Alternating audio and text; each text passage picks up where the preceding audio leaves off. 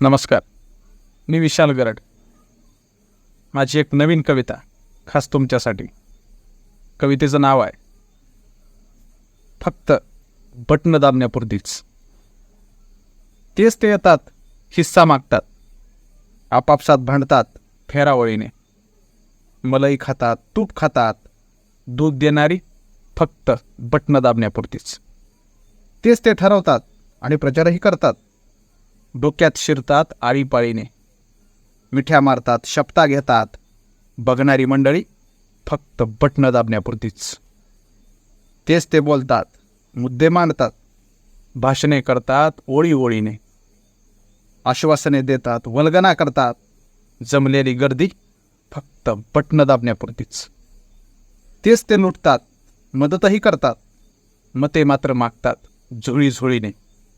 भ्रष्टाचार करतात, चौकशा लावतात. कर भरणारी फक्त बटणं दाबण्यापुरतीच. तेच ते बसतात, निर्णय घेतात, टक्केवारी वाटतात टोळी टोळीने. खड्डे पडतात, पुन्हा रस्ते करतात. रस्त्यावर चालणारी फक्त बटणं दाबण्यापुरतीच. शेवटचं कडवं. तेच ते पाहतात, हात फिरवतात.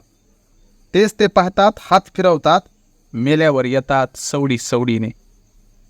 कर्जबाजारी होणारी, आत्महत्या करणारी, स्टेज टाकणारी, एवढंच नाही, प्रचार करणारी, मतदान पाठकोळी आणणारी, डिजिटल लावणारी, सतरंजा उचलणारी, शेतात राबणारी, बेरोजगारीतही त्यांच्यासाठी तुटुस्तर पळणारी फक्त बटणं दाबण्यापुरतीच. फक्त बटणं दाबण्यापुरतीच.